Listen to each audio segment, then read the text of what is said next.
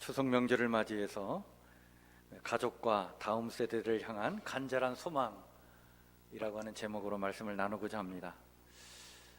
이 말씀을 우리가 나누기에 앞서 여러분, 우리의 신앙, 우리가 지금 신앙생활을 하고 있고 또 믿음 생활을 하고 있는데, 우리의 이 신앙은 지금 무엇을 지향하고 있습니까? 한번 이 물음을 한번 여러분들에게 던지고 싶어요. 여러분, 지금 우리의 신앙은 무엇을 지향하고 있죠? 그리고 무엇을 지향해야 합니까? 기독교 신앙은 무엇을 지향하는 신앙일까요? 기독교 신앙은요, 온전함을 지향하는 신앙입니다.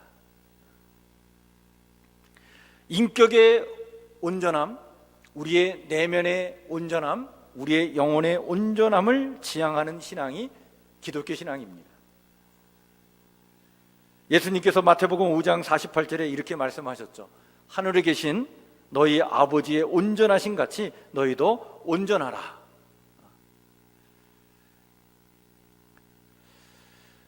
주님의 이 말씀대로 정말 온전함을 추구해 나가는 신앙, 이게 기독교 신앙입니다. 그런데 예수님께서 말씀하신 이 온전이라고 하는 이 말을 여러분 오해하면 안 됩니다. 이 말은 완전을 말하는 것이 아닙니다.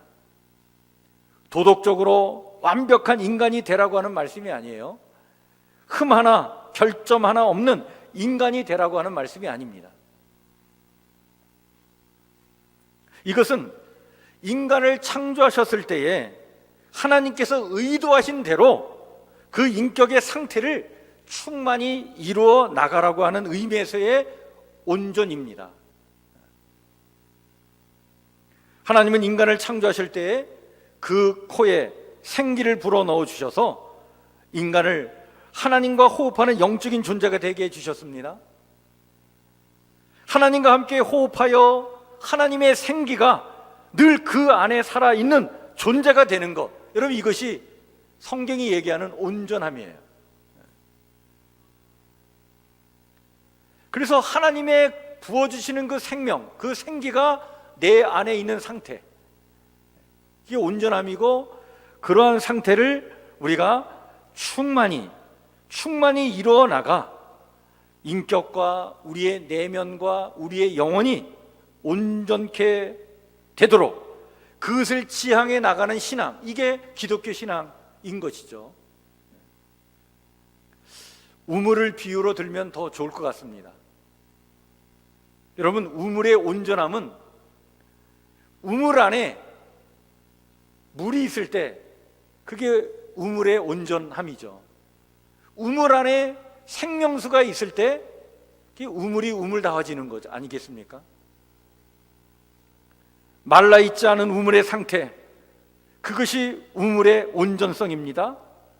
그런데요, 우물을 오랫동안 사용하지 않고 방치해 두면, 정기적으로 물을 거기서 길어내지 않으면 어떤 현상이 일어나냐면 미세한 수맥들이 막히게 된다고 합니다. 그래서 물을 계속 써야 물이 계속 흘러 들어와서 그 물길이 막히지 않는데, 그 우물을 사용하지 않으면, 사용하지 않기 때문에 그 흐르는 미세한 수맥들이 막혀서 결국에는 우물을 방치해 두면 물이 말라지게 되고, 그리고 거기에는 물이 없는 우물이 되는 현상이 일어나게 되는 것이죠. 여러분, 우리의 영혼은 우물과 같습니다. 하나님의 생명수가 계속 우리 안으로 흘러 들어오지 않는다면 우물이 마르듯 우리의 영혼도 마르게 됩니다. 그렇게 되면 인간의 온전성이 상실되는 거예요. 파괴되는 것입니다. 그래서 하나님의 생명수가 멈추지 않도록, 그것이 계속 우리 안으로 흘러 들어오도록 하나님을 향해 나를 열어놓고 사는 것, 여러분 이것이 온전성을 이루어 나가는 길입니다.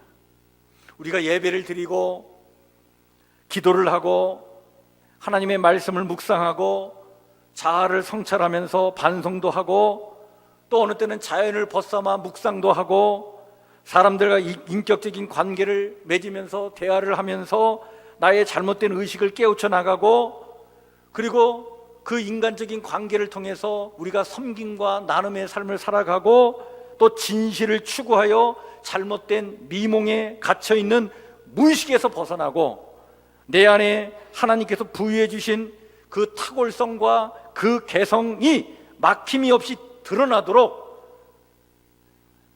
하는 이 모든 것들이, 여러분, 이게 온전성을 지향해 가는 일련의 과정들인 것이죠. 심리학자들은 이 온전성을 자기 실현이라고 하는 말로 설명하기도 합니다.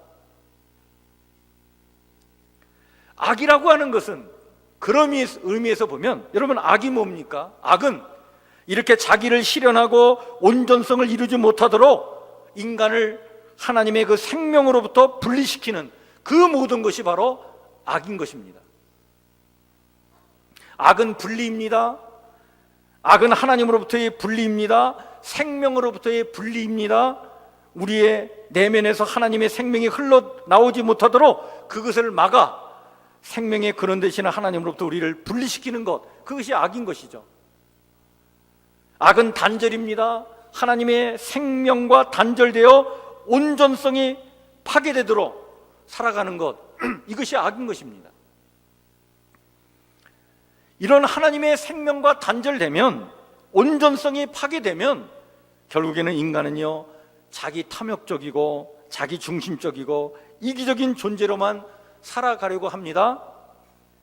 공감하고 정말 이해하고 배려하며 서로 타협하고 용서하고 포용하고 사랑하는 이런 관계성이 단절됩니다. 자기 연민에 사로잡히고 나르시즘적인 자기 애에 함몰되어서 자기 탐욕적인 삶을 살게 됩니다. 그렇게 되면 어떤 현상들이 나타나느냐? 중독 현상들이 나타나는 거예요. 자기 탐욕적인 삶을 살다 보니까 중독 현상들이 나타나게 됩니다. 마약에 중독되고, 약물에 중독되고, 알코올에 중독되고, 성에 중독되고, 도박에 중독되고, 일에 중독되어 살아갑니다. 지옥의 삶이죠. 이 악에서 벗어나서, 다시 말해서 단절과 분리에서 벗어나서 내면의 그 생명의 소리를 듣고 하나님의 생명과 호흡하는 것이 회복되면, 여러분, 지옥은 사라지고 거기에 천국이 이루어지게 될 줄 믿습니다. 그것이 온전성이 회복되는 것입니다. 이 온전성이 회복되면 이기적이고 자아중심적인 옛자아는 사라지고 새로운 창조적 인성이 회복됩니다. 이런 새로운 창조적 인성을 갖고 사람들은 정말 사랑해야 될 사람들을 지극히 사랑하고, 사랑해야 할 것들에 대한 깊은 애정을 갖고 삶을 살아가죠. 사랑이 모든 삶의 원동력이 되어서 슬퍼하는 자들과 함께 슬퍼하고 기뻐하는 자들과 함께 기뻐하면서 살아갑니다. 여러분, 이것이 참된 인간성의 모습 아니겠습니까? 이렇게 살아가는 것이, 이것이 자기를 실현하는 삶이고, 이게 성경이 말하고 있는 온전한 삶의 모습인 것이죠. 예수님께서 이 땅에 오신 목적이 바로 여기에 있습니다. 예수님께서 십자가에서 당신의 생명을 아낌없이 내어주심으로 우리의 생명을 살리신 것입니다. 우리의 내면에 생명이 막히지 않고 마르지 않도록 하나님의 생명과 이어지도록 길을 열어주신 것이죠. 예수님을 믿고 산다는 것은 바로 이 하나님의 생명이 우리 안에 흘러 들어오도록 해서 그 생명이 막힘이 없이, 그래서 하나님의 나라와 그 천국의 기쁨을 누리며 사랑해야 될 사람들을 사랑하며 살아가는 것, 여러분, 이것이 바로 예수님 믿고 살아가는 것이고, 그게 온전성을 이루며 살아가는 것, 그것이 예수님 믿고 살아가는 신앙의 삶인 줄 믿으시길 바랍니다. 오늘 본문의 말씀으로 돌아가죠. 다윗은요, 그 인생의 말년에 하나의 소원을 가슴에 품고 그것을 이루고자 최선을 다했다라고 오늘 성경은 우리에게 말씀해주고 있습니다. 이 다윗이 자기의 인생의 말년에 하나의 소망을 가슴에 품고 그것을 위해서 최선을 다했는데 그 소망이 뭘까요? 그 소망은 바로 다음 세대가 정말 하나님의 생명으로 충만한 그런 온전한 세대가 되는 것, 이것이 다윗의 소망이었습니다. 이 소망이 이루어지기 위하여 무엇이 필요한지 다윗은 하나의 분명한 신념과 믿음을 갖고 있었습니다. 그것은 바로 뭐냐면 성전을 건축하면 그 아름다운 성전에서 다음 세대가 정말 하나님 앞에 온전한 예배를 드리면, 그 예배가 회복되면 하나님의 생명이 다음 세대에게 충만하게 임할 것을 내다봤습니다. 그것을 소망했습니다. 그 생명이 있게 되면 그 아름다운 성전이 건축되어 거기서 진정으로 참 예배가 이루어지고 그 예배가 회복됨으로 하나님의 생명이 다음 세대에게 충만하게 임하게 되면 온전한 백성이 되고 온전한 하나님의 백성으로 멋지게 살아가는 축복된 백성이 될 것을 믿고 그 소망 가운데에 다윗은 자기의 인생의 그 마지막에 최선을 다해서 마지막 미션을 감당하게 해나가는데 그것이 바로 뭐였냐면 성전을 건축하는 일이었습니다. 다음 세대가 하나님의 축복된 자녀, 하나님의 명품 자녀가 되는 것을 소망하면서 다윗은 자신의 마지막 사명에 올인을 합니다. 최선을 다해서 이 일을 이루어갑니다. 그런데 자신은 성전을 세울 수 없었어요.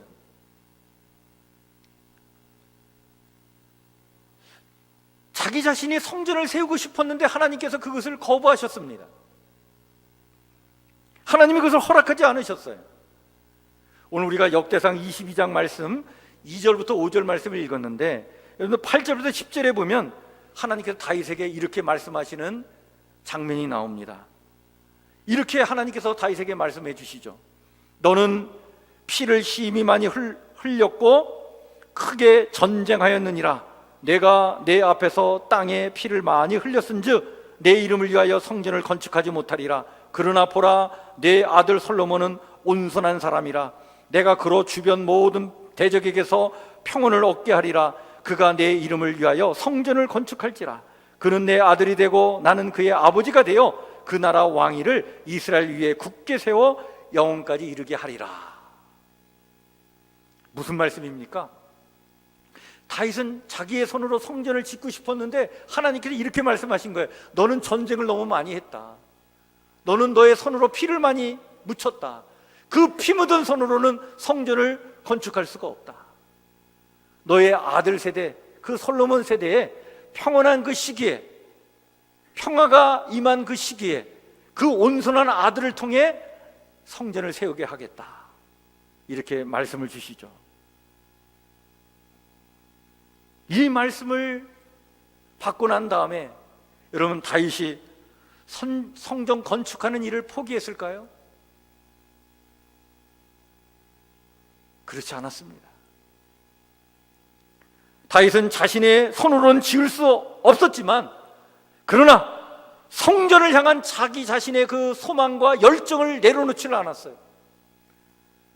성전이 지어지고 그 성전에서 온전한 예배가 회복되어져서 그 온전한 예배가 회복되어질 때 하나님께서 부어주시는 그 생명의 은총이 이스라엘 백성, 특히 다음 세대에게 임할 때에 하나님의 백성들이 온전케 되는 그 소망,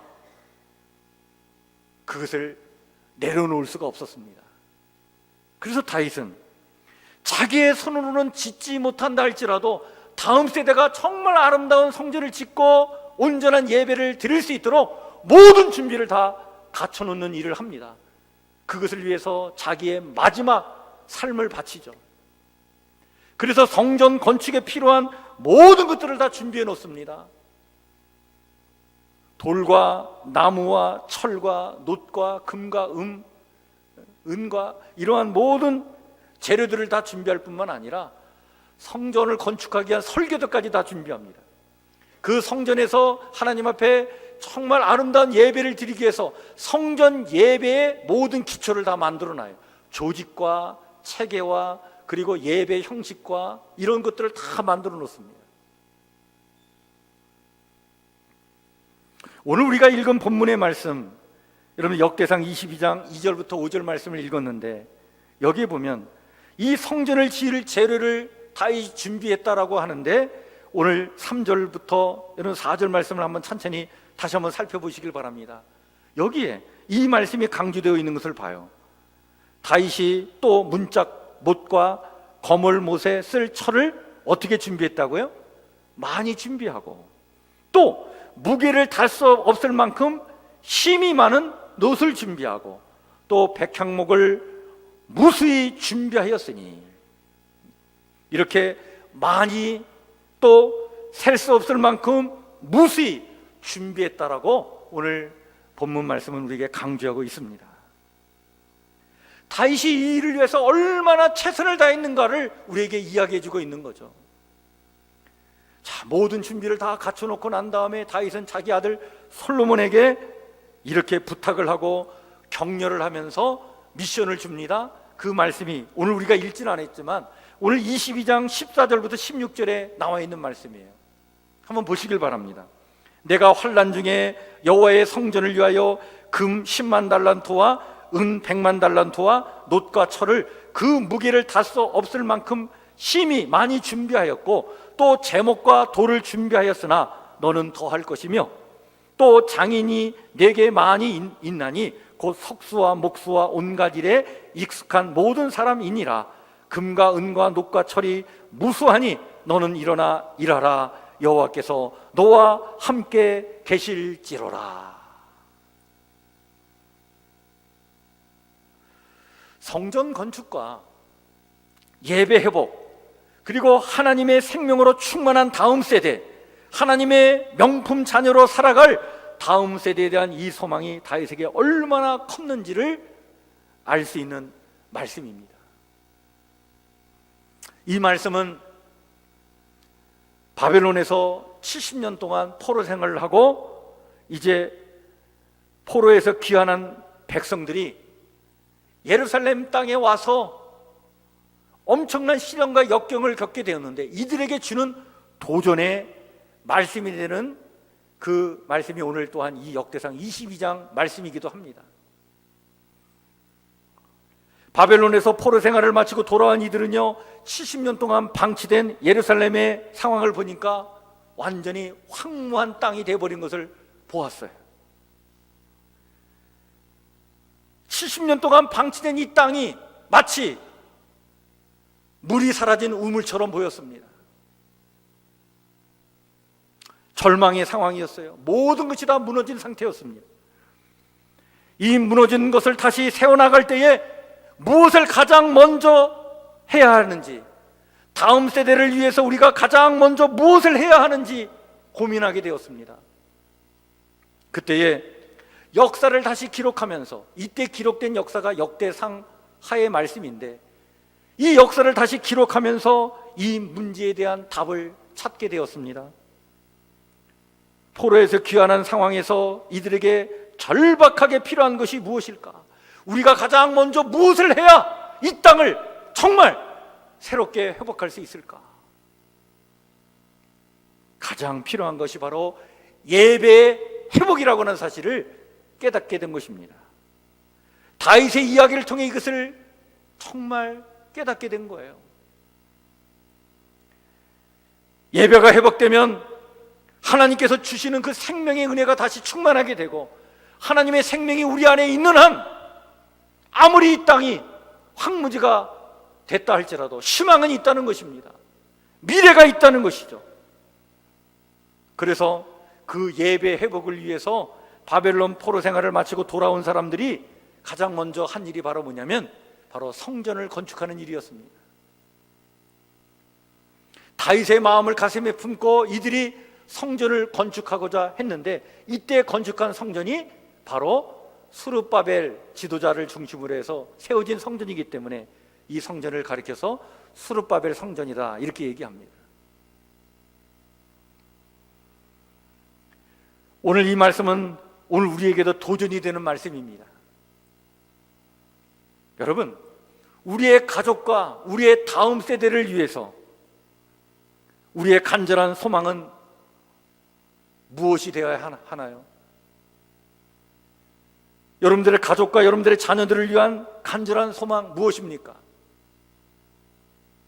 우리 다음 세대가 정말 하나님의 축복된 세대로 하나님 부어주시는 그 생명의 은총을 받고 온전한 하나님의 자녀들로, 하나님의 명품 자녀들로 살아가기 위해서 우리가 저들을 위하여 준비할 우리의 마지막 미션, 사명은 뭘까요?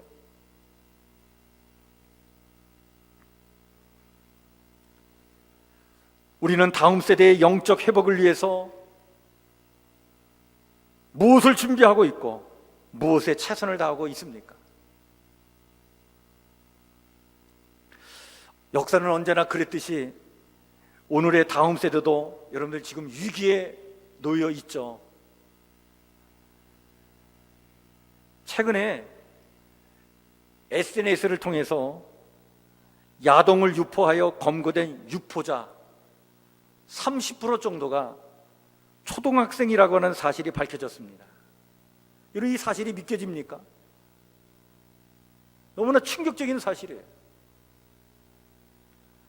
서울지방경찰청이 SNS와 동영상 사이트에 음란물을 게시하고 유포하거나 다운받은 117명을 적발을 했는데 이 가운데 미성년자 비율이 51%였고 특히 초등학생 비율이 28%나 되었습니다. 자기 몸을 찍어서 SNS에 올린 초등학교 학생 중에 심지어 만 8살짜리 아이가 있었어요. 이 어린아이들이 왜 이런 짓을 할까요? 미쳤나요?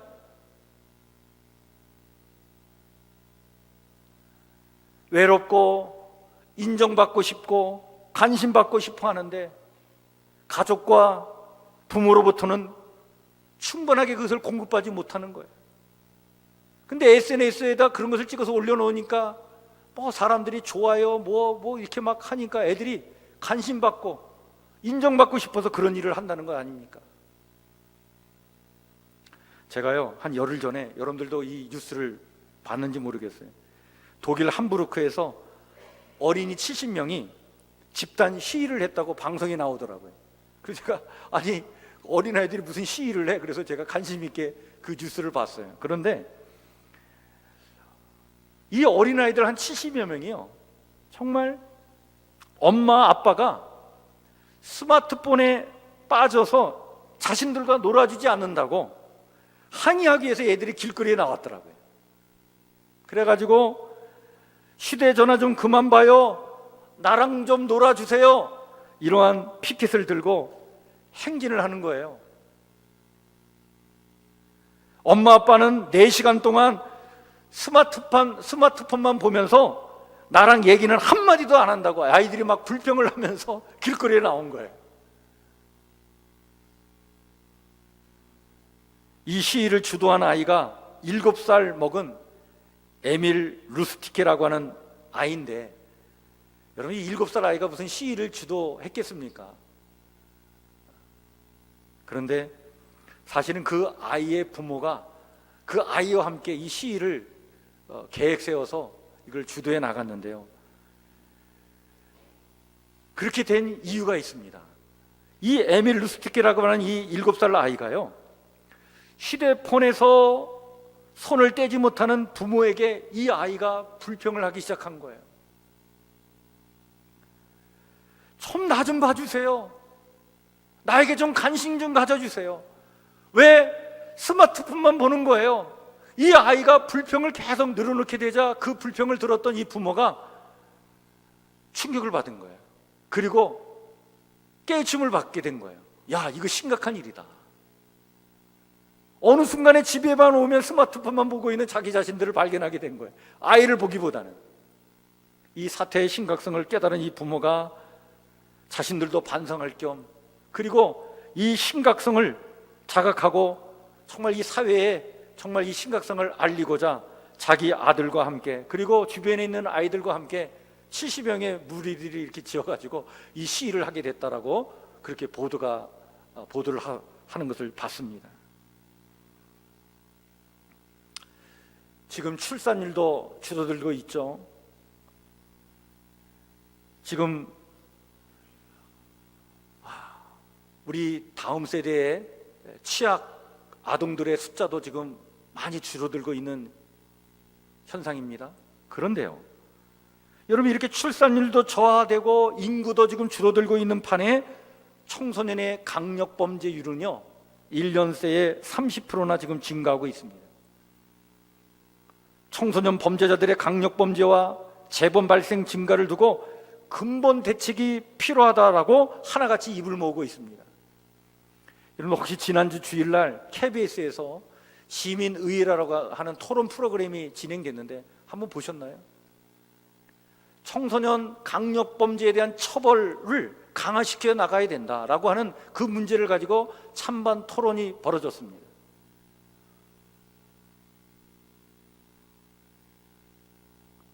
청소년들이 쉽게 죄를 지으면서도 그걸 아랑곳하지 않는다는 거예요. 왜? 처벌이 약하니까.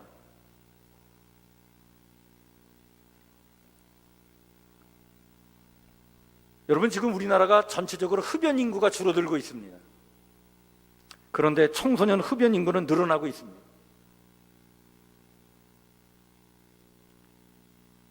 한 조사에 따르면 우리나라 흡연 청소년들의 65.9%는요 편의점 등에 가서 담배를 구매할 때 별다른 어려움을 애들이 겪지 않는다는 거예요. 학교 전담 경찰관들이 있습니다.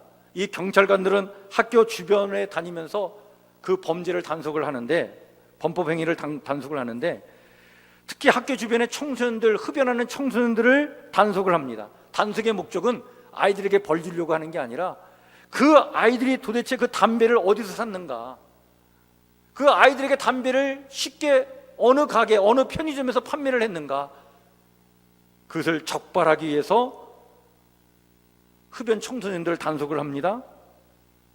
그리고 판매한 업소를 찾아가서 주인에게 사실을 알리고 추궁을 하고, 그리고 판매 시간에 CCTV를 돌려보면서 그리고 그 범법 행위를 단속을 하고 있죠. 이 일을 하는 학교 전담 경찰관들이 TV에 나와서 얘기를 하는데, 한 경찰관이 이렇게 얘기합니다. 자기가 지난해 적발한 업소만 40개 업소를 적발했다는 거예요. 그는 이런 얘기를 합니다. 청소년이 왜 흡연을 많이 할까 묻지 말고 청소년한테 담배 파는 것이 왜 많을까 질문을 해야 합니다.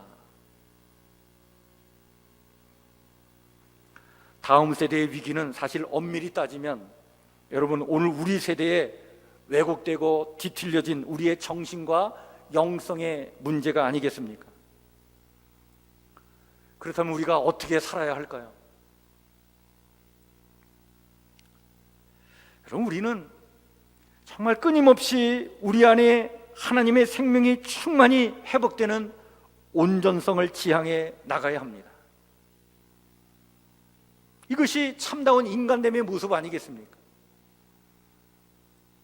뿐만 아니라 우리의 가족과 우리의 다음 세대가 이런 삶을 살아가기를, 그런 간절한 소망을 가지고 그들을 축복해 주는 삶을 우리는 살아가야 될 줄 믿습니다.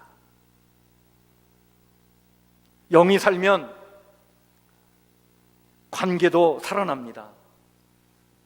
그리고 모든 일이 형통한 삶을 살게 되는 거예요. 그래서 예배가 회복되면 영이 회복됩니다. 하나님과의 영이 통하면, 영통하면 인간 간의 관계도 소통하게 됩니다. 영통하면 소통하게 돼 있고, 소통하면 형통한 삶을 살게 돼 있는 거예요. 다음 세대가 이러한 형통한 삶, 정말 하나님의 축복된 자녀로서의 삶을 살아가기를 소망하면서, 하나님의 명품 자녀가 되는 그러한 삶을 소망하면서 우리가 먼저 그러한 삶을 살아나가고 우리의 자녀들을 그렇게 살아가도록 우리가 축복해 주는 것이 오늘 우리의 삶이 되어야 될 줄 믿습니다.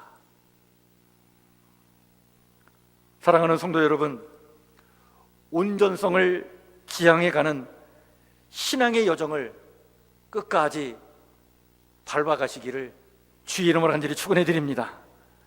우리의 내면이 고갈되지 않도록 그래서 마르지 않도록 해야 합니다.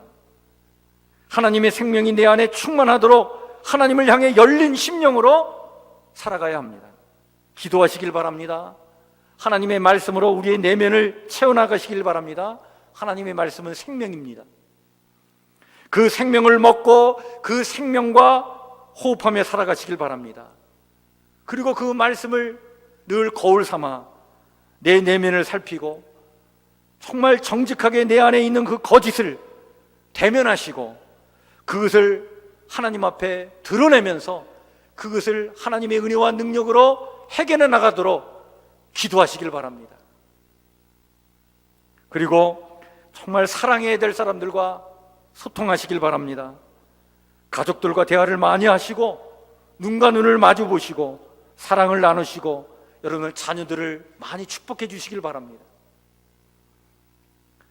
하나님께서 우리에게 이 추석 명절을 주신 이유가 있어요. 여러분, 이 추석 명절은 이러한 자녀를 향하여 축복하는 이런 아름다운 모습을 나누라고 하나님께서 우리에게 이 명절을 주신 것 아니겠습니까? 이런 추석 명절에 여러분 이 사랑을 나누는 소중한 기회를 만드시기를 바랍니다. 다음 세대를 많이 축복해 주시길 바랍니다. 저들이 정말 하나님 보시기에 정말 건강한 세대, 축복된 세대, 하나님의 명품 자녀가 되는 세대가 되기를 여러분 가슴에 그 소망을 품으시고 자녀들을 놓고 축복해 주는 추석 명절이 되시기를 바랍니다. 무엇보다도 우리 성북교회는 지속적으로 이런 온전성을 추구하는 것을 소망하고 그것을 위해서 기도하는 교회가 되어야 될 줄 믿습니다. 무엇보다도 우리의 다음 세대가 그렇게 하나님의 명품 자녀로 아름답게 세워지기를 위해 힘쓰는 교회가 되어야 될 줄 믿습니다. 그리하여 그렇게도 아름다운 열매를 맺는 우리 다음 세대가 성북교회를 통해 많이 나오기를 여러분 소망하시고 기도하시고 이를 위하여 축복하는 여러분들 모두가 되시기를 주의 이름으로 간절히 축원해 드립니다. 기도하겠습니다.